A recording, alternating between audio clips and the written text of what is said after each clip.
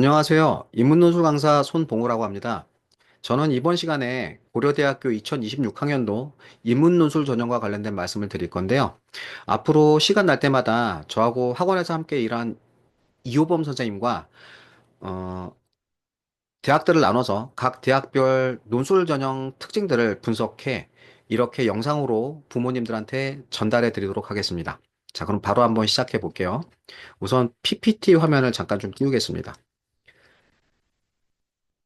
요건 이제 제 얼굴이고요. 화면 좀 확대해 볼게요. 자, 그럼 바로 한번 시작해 보겠습니다. 올해 고려대학교 논술 전형에서 수능 최저 조건입니다. 보시는 것처럼 인문계열 전체가 국어, 수학, 영어, 탐구, 탐구는 잘 본 거 한 과목입니다. 4, 8인데요. 작년하고 수능 최저에 변화가 생겼어요. 작년 같은 경우에는 고려대학교 경영대학만 수능 최저가 4, 5였거든요. 그런데 접수 경쟁률은 보시는 것처럼 최저가 높았음에도 불구하고 88.5대 1로 다른 학부나 학과보다 높았습니다.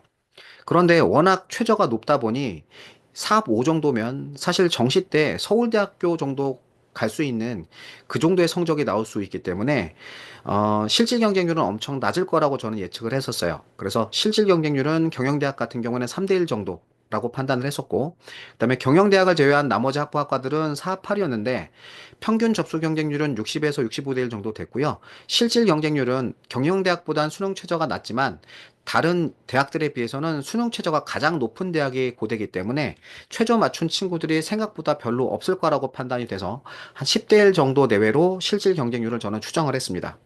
그런데 아직 고려대학교에서 작년에 논술 시험을 봤던 입결을 발표하지 않았습니다. 아마 올해 6월에서 7월 달 정도 발표가 될 것 같은데 고대에서 입결을 발표한 대로 그때 제가 다시 한번 정리해서 영상을 다시 올려드리도록 하겠습니다.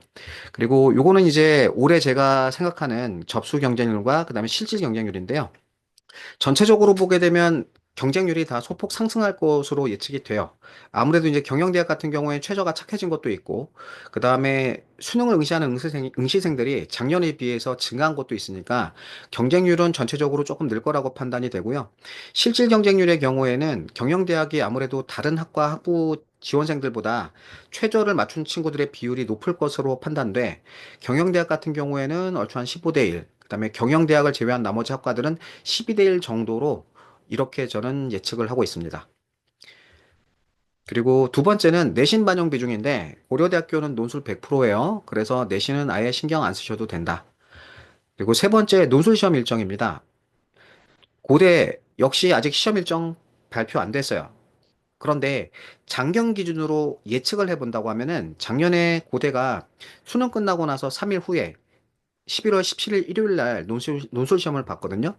그래서 아마 올해도 만약에 수능이 11월 13일이니 작년하고 비슷하게 시험을 본다고 하면은 수능 이후에 11월 16일 일요일쯤에 논술 시험을 볼 거라고 예측이 가능합니다. 물론 나중에 확정이 되면 다시 한번 올려드릴게요.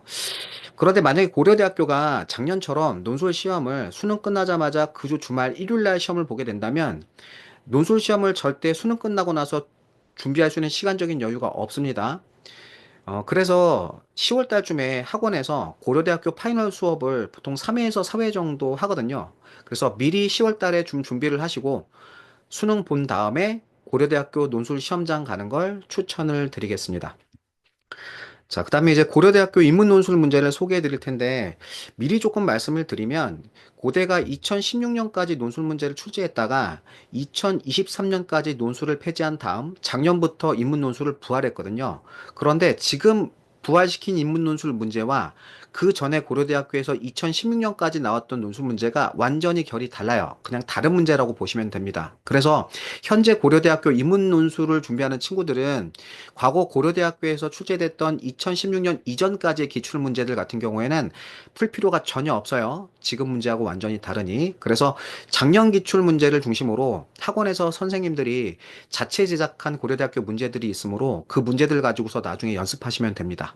자, 그러면 이제 올해 기준으로 고려대학교 인문논술 소개를 조금 해드릴게요. 시험 시간은 80분이고요. 그다음에 필기구는 연필 쓰셔도 되고, 그다음에 문제는 두 문항이 나옵니다. 각 문항별 700자고요. 배점도 50점씩입니다. 제시문은 총 6개가 출제가 되고요. 통계 자료가 보통 4개 정도 출제가 됩니다. 자, 구체적으로 문제를 좀 잠깐 한번 보면, 작년에 고려대학교가 기출문제를 아직 발표하지 않아서 모의논술 문제하고 유사하게 나왔을 거거든요. 그래서 모의논술 문제로 우선 말씀을 좀 드리겠습니다. 자, 문제 1번을 보시면 제시문 5개 중에 3개를 선택해서 이제 이걸 근거로 아래 6의 그림이 공통적으로 나타내는 사회 문제에 대한 해결 방안을 한번 제시해 보래요. 아까 제가 말씀드렸던 통계 자료가 바로 이 6의 그림으로 제시된 겁니다. 그래서 통계 자료 4개가 공통적으로 시사하고 있는 사회 문제를 먼저 제시를 하고 왜 그렇게 사회 문제를 도출했는지 간단하게 근거를 쓰시고 그다음에 해결 방안을 제시문 5개 중에 3개를 골라서 제시해 주시면 돼요. 그런데 반드시 해결책을 담고 있는 제시문이 5개 중에 3개냐? 그건 아닙니다. 5개가 다 해결 방안이 될 수가 있고요. 적절하게 해결 방안을 유추해낼 수 있다고 하면, 그리고 추론해낸 해결 방안이 설득력이 있다고 하게 되면 전부 다 정답으로 인정받게 됩니다.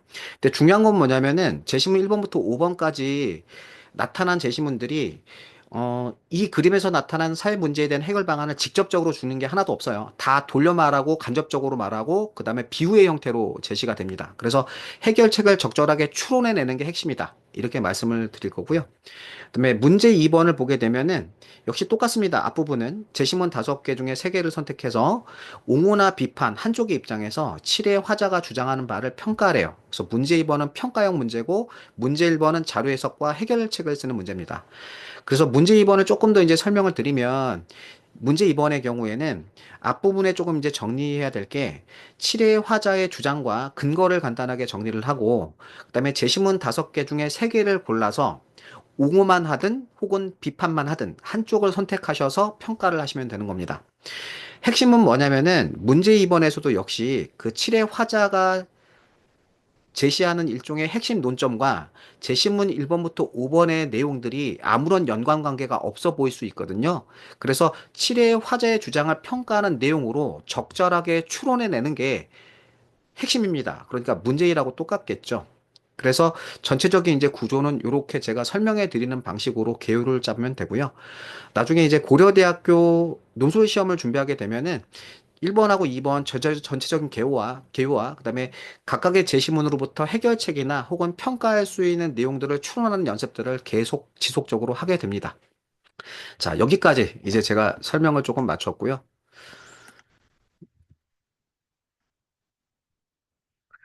어떻게 제가 고대와 관련된 어떤 인문 논술 정리를 좀 해드렸는데 도움이 되나 잘 모르겠네요.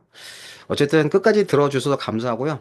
다음엔 다른 학교 논술 전형 분석으로 찾아뵙도록 하겠습니다. 자, 그럼 마치겠습니다.